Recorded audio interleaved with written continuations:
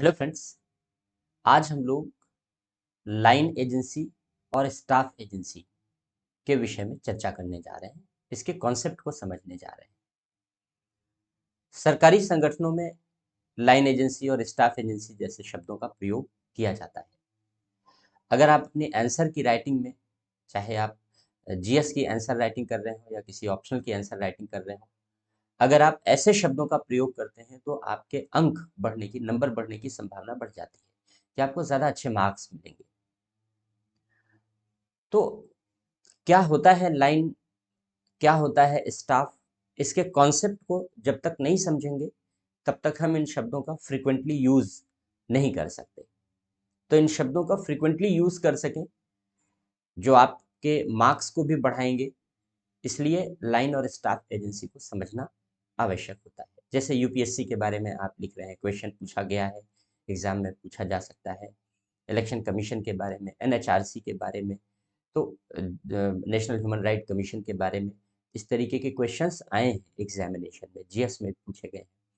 तो अगर इस तरीके के क्वेश्चन पूछे जाते हैं तो आप ऐसे शब्दों का प्रयोग कर सकते हैं और वो आपके लिए हमेशा मार्क्स को बढ़ाने वाले होंगे, क्योंकि एक सामान्य रूप में ऐसे शब्दों का प्रयोग आंसर राइटिंग में बच्चों के द्वारा नहीं किया जाता।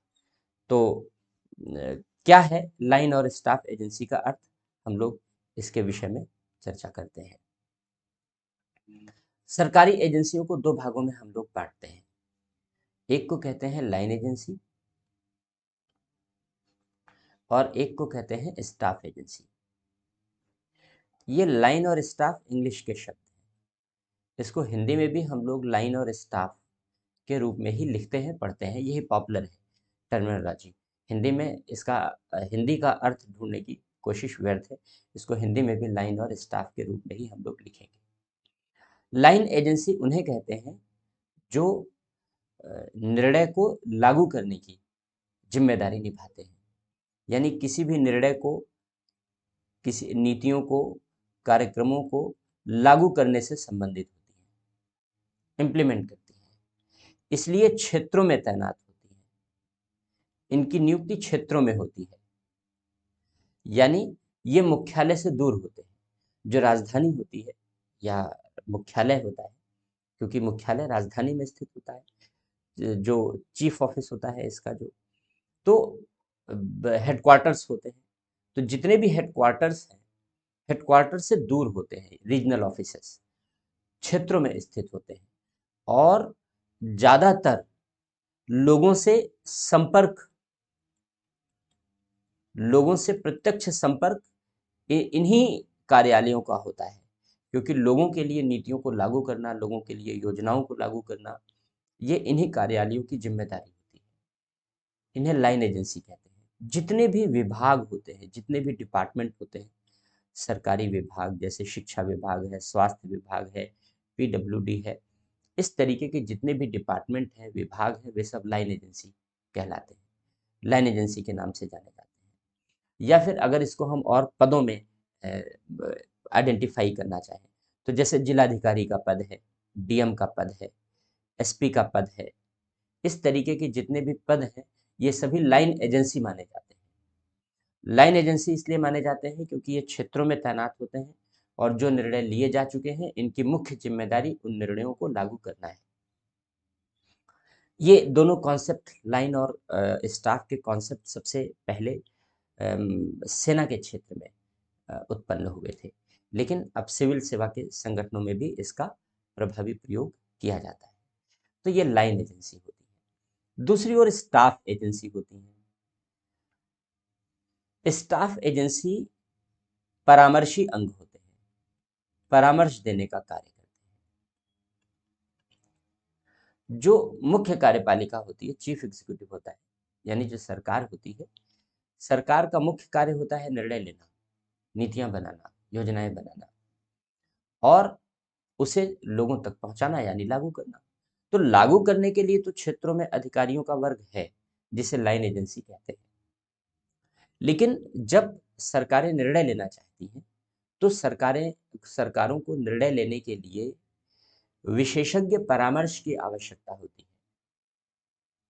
हर विषय पर अलग अलग विशेषज्ञ परामर्श देने के लिए संस्थाएं बनाई जाती हैं जो सरकार को परामर्श देने का कार्य करती है, सलाह देने का कार्य करती है। तो ये केवल सलाहकारी अंग होते हैं, एडवाइजरी बॉडी होते हैं। इनका काम होता है एडवाइस देना, इनका काम होता है परामर्श देना। तो ये हमेशा मुख्यालय में होते हैं क्योंकि सरकार के निकट होते हैं। सरकार मुख्यालय में स्थित होती है, सरकार मुख्यालय से चलाई जाती है, हेडक्वार्टर से चलाई जाती है, राजधानियों से चलाई जाती है। तो सरकार मुख्यालय में स्थित होती है, सरकार का कार्यालय, इसलिए ये सरकार के निकट होते हैं,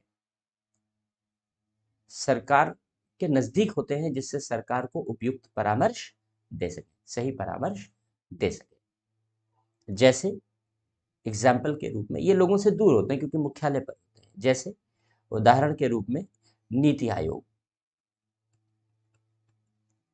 नीति आयोग एक परामर्शी संस्था है, परामर्श देने का कार्य करता है सरकार को। यूपीएससी संघ लोक सेवा आयोग, NHRC national human right commission, CVC केंद्रीय सतर्कता आयोग, इस तरीके के ये जितने भी ऑर्गेनाइजेशंस हैं, ये सारे के सारे ऑर्गेनाइजेशंस संघ सरकार के परामर्शी अंग माने जाते हैं। ये निर्दिष्ट क्षेत्र में जो दायित्व इन्हें सौंपा गया है, ये निर्धारित क्षेत्र में सरकार को परामर्श देने का काम करते हैं, सरकार के आंख और कान की तरीके से भूमिका का निर्वाह करते हैं। तो जहां भी परामर्शी अंग होते हैं, उन परामर्शी अंगों को हम स्टाफ एजेंसी कहते हैं, और जो निर्णयों और नीतियों को लागू करने के लिए जिम्मेदार अंग होते हैं, उन निर्णयों और नीतियों को लागू करने के लिए जिम्मेदार अंगों को हम लाइन एजेंसी कहते हैं। तो ये लाइन और स्टाफ एजेंसी का कॉन्सेप्ट है। तो जब भी हम आंसर राइटिंग करेंगे तो आंसर राइटिंग में हम जिस भी टॉपिक के विषय में आंसर राइटिंग कर रहे हैं, उसके आधार पर हम लाइन और स्टाफ एजेंसी जैसे शब्दों का प्रयोग हम कर सकते हैं। तो ये लाइन और स्टाफ एजेंसी के विषय में चर्चा थी। उम्मीद है समझ में आया होगा ये कॉन्सेप्ट। अगर कहीं कोई डाउट है, कहीं कोई क्वेश्चन है, तो मुझे अवश्य लिखिएगा। Thank you.